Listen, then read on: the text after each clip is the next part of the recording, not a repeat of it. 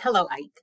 So I thought I would just make a quick video because you asked a good question, about the introduction and the thesis, and I thought I would offer you a little bit of explanation. Also, I don't know if you looked at my overview video for week 6.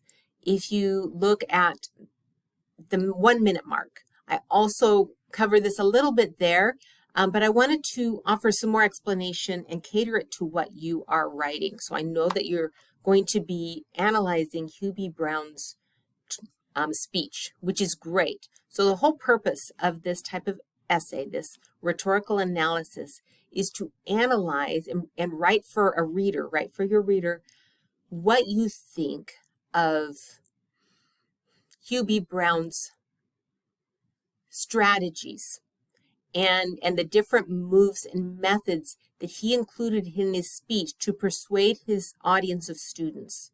So he's talking to these graduating students and he's sharing some opinions and he's persuading them that these opinions are valid and that they need to act on them.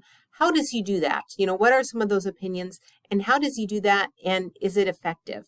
And so we're going to open up these essays with an opening paragraph, an introduction that tells our audience, what this essay is doing, that it's focusing on Hugh B. Brown's speech, and it's going to analyze his rhetorical moves. In fact, you can go back to our assignment this last week where we compared the two student drafts of an essay, and one was more effective and one was less effective. Look at the effective essay. Look and see how they organized their essay, how they wrote their introduction. And that would be a good example of what a strong introduction is written or what it looks like. And so a strong introduction also includes a thesis statement. And a thesis statement is a sentence or two that tells your audience the main claim that you are making in your essay. And so this main claim or opinion is going to be something about Hugh B. Brown's rhetorical choices or his choices that he uses to persuade and whether they were effective or not. And so as you have gone over some of the handouts and the worksheets over the last few weeks, hopefully you've had a chance to form some ideas. So I have a couple pulled up right here. And now I'm thinking, hold on, maybe I need to leave student view I've got right here and kind of get into those. So we have here is like the structure. It was the analyzing the speech where you broke it down. And this is great because you have to tell your audience a little bit about what this speech is about. Give them a little bit of a summary at some point so they know what you're talking about. But also down at the bottom, you wrote a few things that Hugh B. Brown did in his speech. How, maybe he used allusions or parallelism and these comparisons. So anything here that you find was meaningful that he wrote about, that can be one of your points that you want to focus on in the essay. And also, you have this breakdown where you're also looking at different things that Hugh B. Brown did in his speech. So you'll want to pick like 1 or 2, maybe 3 things that he does in this speech that you find effective and make that claim. Tell your audience, this is what Hugh B. Brown does. He shares that personal story. That's an example of pathos, sharing a personal story. Maybe you want to focus on that. Maybe you want to focus on some of the other moves that he makes. But you're going to choose 1 or 2 or 3 of those and tell your audience, Hugh B. Brown, in his speech, he does a good job at persuading his audience because he uses personal story or because he uses parallelism or because he does this or because he does that. So choose a few things and you'll write that in a sentence at the end of your introduction.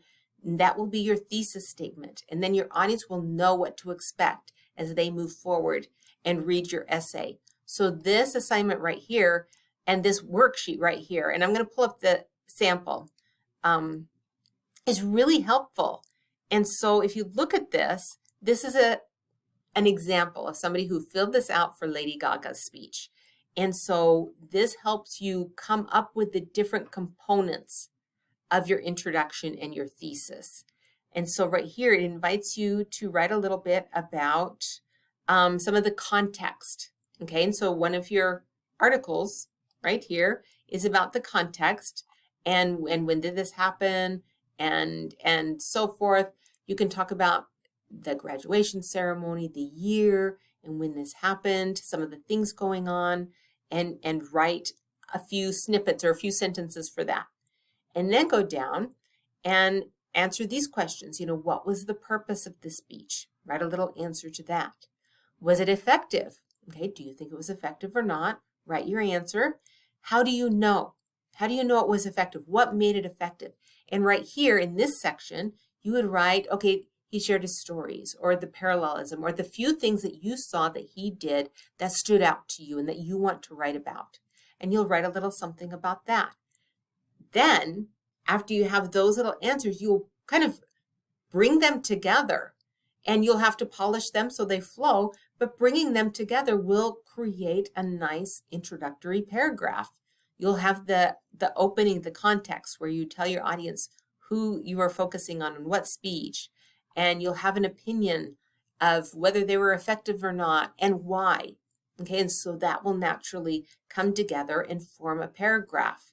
And then they're asking you to do that here. Just kind of bring those together and write a rough paragraph. And you can look here. Look at how this example takes, I'm going back and forth, takes this information and then creates a paragraph out of that information. Okay? And so you will just, let me close this, go back here and open the blank worksheet and fill it out with your own information.